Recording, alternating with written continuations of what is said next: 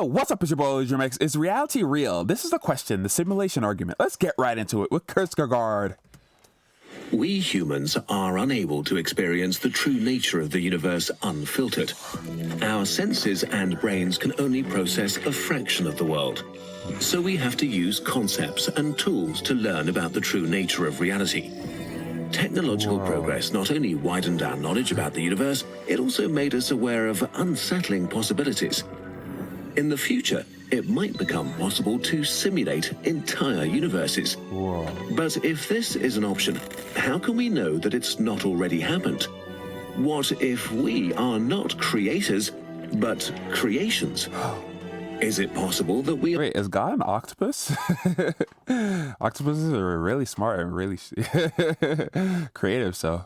are not real, and we don't even know it?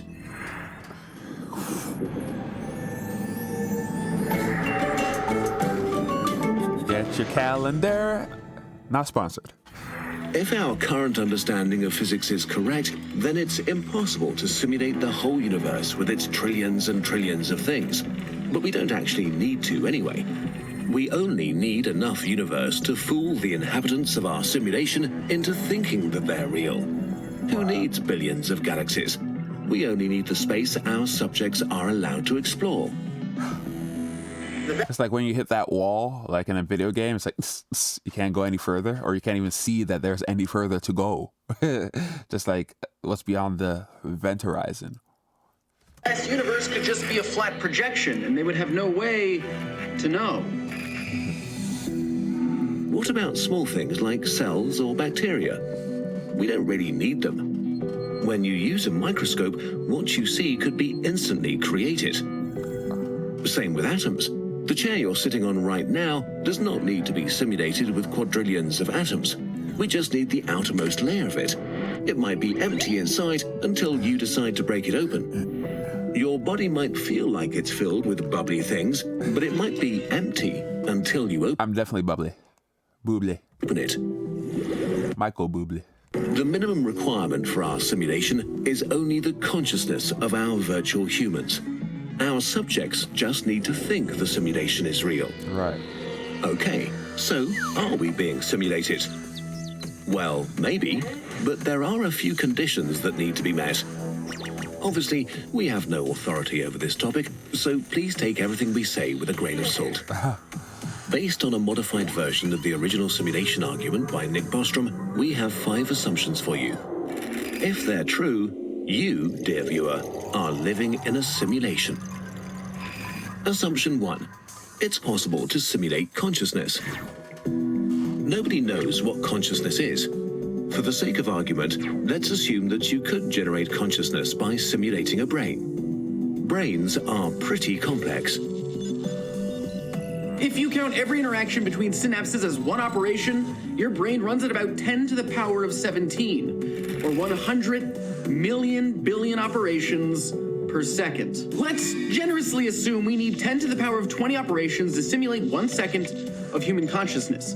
But we don't want to simulate just one human, we want to simulate all of human history at once so we can skip around. Let's say we want to simulate 200 billion humans with an average lifespan of 50 years. 1 year has 30 million seconds, times 50 years, times 200 billion humans, times 10 to the power of 20 operations. Whoa. So we need a computer able to handle 1,000,000 trillion operations per second. More operations than there are stars in the observable universe. Per second, Son Goku? Now that's crazy. Hey, Pikachu, you know what that is? That's crazy. A computer like this is just impossible. Except maybe it isn't. Assumption 2. Technological progress will not stop anytime soon. If we assume that technological progress continues in a similar fashion as it has so far, then there might be galaxy-spanning civilizations with unlimited computer power at some point. I'm kind of happy at least that I'm not in the Skyrim universe. One mistake and they're like, hey, you there. You must leave, Whiterun. Beings on a technology level so advanced that we could barely distinguish them from gods. A computer that can handle a million trillion operations is serious business, but there are actually concepts for computers which could handle this. The Matryoshka brain is a theoretical megastructure made up of billions of parts orbiting a star feeding on its radiation. A computer of this scale would have enough power to simulate many thousands, if not millions, of humanities at the same time. Whoa. Other technologies, like high-end future quantum computers, might lower the size drastically, so it might be possible to do this with a structure the size of a large city, or even smaller. When he says humanities, does he mean like humans? He can simulate that amount of humans, or human lifestyle? Like, yeah, humane, humanities, like, you know, existence. You could simulate multiple of those, I wonder. But only if there's still someone around to build the computer. Assumption 3, advanced... See, I love the Kierkegaard, like, animations. It's so cool. I hope I'm pronouncing that properly. Let me know if I'm pronouncing it properly, if you could give me the phonetics of that. Kierkegaard, you know, because, yeah, I love these. Kurzgesagt.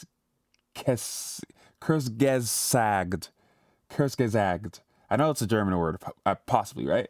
Kurzgesagt. All right. Or say Kierkegaard. Sorry about that, guys. Civilizations don't destroy themselves.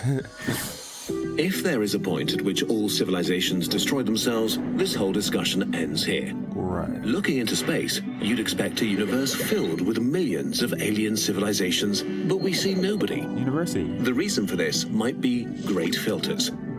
Great filters are barriers life has to overcome, like nuclear war, asteroids, climate change, or a black hole generator. If life is inherently self-destructive, then there are no simulations. We explain this in more detail in our Fermi paradox video. Assumption 4. Super advanced civilizations want to run simulations. When we speak of post-human civilizations, we don't know what we're dealing with. To think we know what beings as powerful as gods want is pretty arrogant. Imagine the smartest ant on Earth living next to an amusement park. It's curious about what humans are up to, so you try to explain. Unfortunately, the ant just doesn't understand.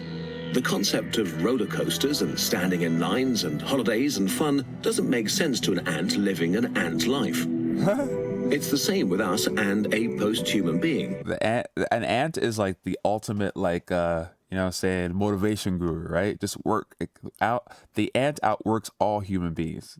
I don't even know. Do ants sleep, guys? Do you know that? Like, you know what I'm saying? Like, talk about, like, you know what I'm saying, the self-improvement, like, you know, hustle, grind style, lifestyle. The ants, like, winner, you know what I'm saying? I guess termites are good too, and bees. But yeah, you know what I'm saying? Winner, gang on. Then they're like, you know what I'm saying? They're the G's with it. Compared to them, we are ants. Running simulations for fun or science might be an absurdly stupid idea to them. But if they do want to run simulations for whatever reasons, and assumptions 1 to 3 are true too, then the chances are not zero that you are living inside a simulation. Assumption 5. If there are a lot of simulations, you are probably inside a simulation. If there are simulated civilizations, it's likely that there are a lot of them. After all, we assume that post-human beings have access to practically unlimited computing power. So if Hey, that alien's thick. they run simulations, it would be convenient to run millions or even billions of them.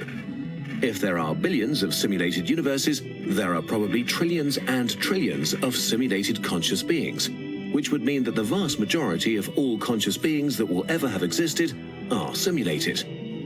So for every conscious being made of flesh, a billion simulated ones exist. Since we have no way of knowing if we are simulated or not, in this case, the chances of you being one of the 999,999,999 simulated ones are pretty high. So what you consider reality might not be real at all. You really might be simulated. Wow. All of this is based on a lot of assumptions that we can't really test right now, so many scientists disagree with this whole thought experiment. So don't burn your house down to test if there will be glitches. If you are simulated, not that much changes for you. You might be on That's how I test that. a small planet speeding through eternal nothingness, or a simulation inside a computer. Your existence does not become more or less scary and bizarre. all we can hope to do is try to live good lives and have a good time. And hope that if we actually are simulations in a supercomputer, nobody trips over the power cable. Ha. Oh no. Yeah, that was really, really awesome. And something I was going to mention is like, you know, there are reports from back in the day, like, hundreds of years ago of like comets, flying by and like, asteroids. And I feel like if like, I don't know why the people who simulated us will want us to break the third wall, right? And it's like they would just hide the things that they, unless they wanted us to advance, in a certain way. But yeah, I don't know. I just thought that was pretty cool. Yeah, make sure to like and subscribe, and make sure to check out. I don't know if this is the end of the video, but I assume it is. I'm trying to keep it as short as possible. But yeah, make sure to, check out some more videos. Let me know what else you want me to react to, and let's get after it. Peace and love, peace and light, and take care of yourselves. I love you. Mwah. Whoa, whoa, whoa.